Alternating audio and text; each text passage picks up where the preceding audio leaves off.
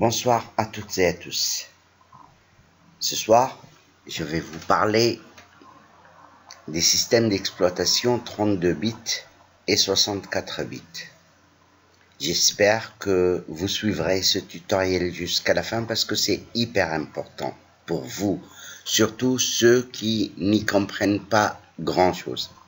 J'ai pu remarquer que la plupart des gens ont des systèmes d'exploitation 32 bits, que la majorité des techniciens installent des systèmes 32 bits à leurs clients, qui, les pauvres, ne savent pas grand-chose sur la différence entre les 64 bits et les 32 bits. Vous qui me regardez et qui suivez ce tuto en ce moment, vous avez vraisemblablement un système d'exploitation 32 bits, alors que normalement vous devriez avoir un 64 bits. Vous allez me poser la question suivante, et c'est quoi cette histoire de 64 et de 32 bits et quelle est la différence entre les deux? En deux mots, je vais banaliser au maximum parce que ce n'est pas ça ce qui vous intéresse. C'est la suite qui vous intéressera. Quelle est la différence entre 32 bits et 64 bits? Je vais encore banaliser et vous dire, vous avez une tâche à réaliser, vous engagez 32 personnes pour la faire. Vous avez une tâche à réaliser, vous engagez 64 personnes pour la faire. Inutile de vous poser la question, quelle est la meilleure solution? Vous le savez. Vous savez qu'avec 64 personnes, le travail est fait d'une façon encore meilleure, plus rapide, plus sophistiquée. Un autre détail, un 32 bits ne sait lire, ne sait utiliser que 3,2, 3,17, disons 3,2 de mémoire. Beaucoup de gens vous disent, votre ordinateur il est lent. Vous allez chez un technicien, vous lui dites, mon ordinateur il est lent. Il vous dit, rajoutez de la mémoire. Oui, mais ça sert à quoi? Ça rime à quoi de rajouter de la mémoire que l'ordinateur n'utilisera pas, ne verra même pas, ne lira pas? Un 32 bits ne lira pas plus de 3,2 gigaoctets de mémoire. Vous pouvez avoir 8 gigas de mémoire, mais si vous avez un 32 bits, il ne les lira pas. Donc, vous n'en tirerez pas profit. En plus, c'est comme l'exemple des gens que vous engagez pour faire un job quelconque. Avec 64 bits, vous avez 64 ouvriers qui fonctionnent. Certains vous diront, oui, c'est vrai, 64 bits, il est un peu meilleur, mais il n'est pas compatible avec certains programmes. Mais c'est du n'importe quoi.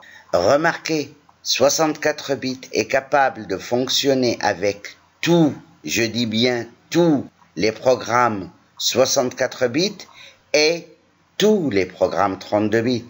La preuve, quand vous installez un 32 bits, allez dans votre poste de travail, dans votre disque local C, vous allez trouver un seul dossier qui s'appelle Program Files. Allez dans un 64 bits, vous allez en trouver deux. Vous allez trouver Programs, qui est pour les 64 bits, tous les logiciels fonctionnant à 64 bits, et Program Files 86. Et le dossier Program Files 86, c'est le dossier où sont installés tous les logiciels 32 bits.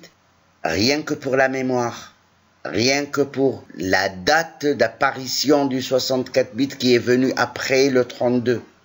Rien que pour l'exemple que je vous ai donné sur 32 personnes qui feraient une tâche et 64 personnes qui feraient la même tâche, quel sera le résultat? Donc le sujet n'est même pas négociable. 64 bits, il est de loin meilleur pour vous, surtout si vous utilisez des logiciels Adobe, par exemple, Adobe Photoshop, After Effects, si vous utilisez des logiciels comme Sony Vegas, si vous utilisez des logiciels comme AutoCAD, c'est 100 fois mieux d'avoir un 64 bits. Voilà donc l'introduction. Maintenant, suivez-moi. Si vous êtes convaincu, suivez-moi pour comprendre comment on sait si notre ordinateur supporte un système 64 bits. Pour commencer, vous allez dans votre ordinateur, vous cliquez bouton droit et vous faites Propriétés. Ici, dans la fenêtre qui s'ouvre, vous avez en face de vous le type de système, si c'est un 32 ou un 64 bits. Type de système, système d'exploitation 64 bits. C'est bon. N'allez pas loin. Si vous avez un système d'exploitation à 64 bits, c'est bon. Votre ordinateur exécute un système 64 bits et pas de souci. Vous pouvez suivre le tuto pour d'autres détails peut-être. Pour ceux qui trouvent système d'exploitation 32 bits. Regardez déjà juste au-dessus, mémoire installée. Si vous avez 4 Go de mémoire, si vous avez 6 Go de mémoire, si vous avez 8 Go de mémoire, que vous avez acheté en payant de l'argent, c'était pas un cadeau, vous allez voir que votre ordinateur n'en lit que 3, quelque chose. Il ne lit pas le reste, donc il n'utilise pas le reste. Alors pourquoi ce gâchis? Si vous avez un système d'exploitation 32 bits, fermez ça et allez utiliser un logiciel que je vous propose, que je mets à votre disposition sur notre espace de stockage. Je vous mettrai le lien dans la description. C'est un petit logiciel qui vous dit si votre microprocesseur supporte les 64 bits. Ce logiciel, c'est même pas un logiciel, c'est une application qui ne s'installe pas, qui s'exécute et c'est terminé. Donc ça ne laisse aucune trace sur votre ordi. Vous le téléchargez, bien sûr, le lien il est dans la description et cette application s'appelle 64 bit checker. Vérificateur si votre ordinateur supporte les 64 bits. Lisez ici, vous allez voir votre Windows sur votre ordinateur si c'est un 32 ou un 64. De toutes les façons, vous l'avez vu dans les propriétés de votre ordinateur tout à l'heure. Ce qui vous intéresse le plus, c'est ça, en bas. Si vous trouvez ici que votre processeur supporte les systèmes d'exploitation à 64 bits, c'est bon. Si votre message ici est Your CPU does not support 64 bits, alors là, rien à faire. Rien à faire, ne suivez plus ce tuto, arrêtez tout de suite. Si vous trouvez que votre processeur les supporte, alors je vous conseille de migrer vers 64 bits. Si vous ne savez pas le faire, d'aller chez votre technicien, de lui demander de vous mettre un 64 bits.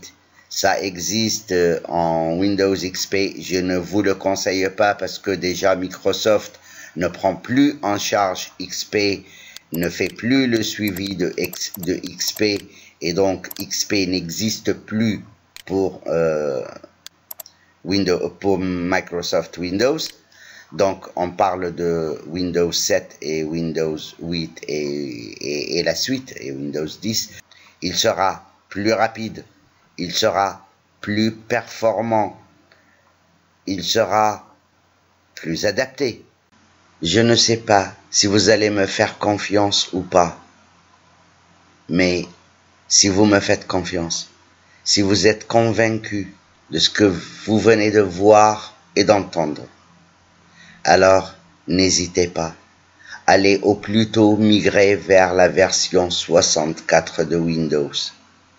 Si vous pouvez installer une version Windows 64 bits tout seul, c'est tant mieux. Si vous ne pouvez pas, allez voir votre technicien, demandez-lui, exigez qu'il vous installe une version 64 bits. Maintenant, vous pouvez vérifier en rentrant chez vous si c'est bien la version 64 bits.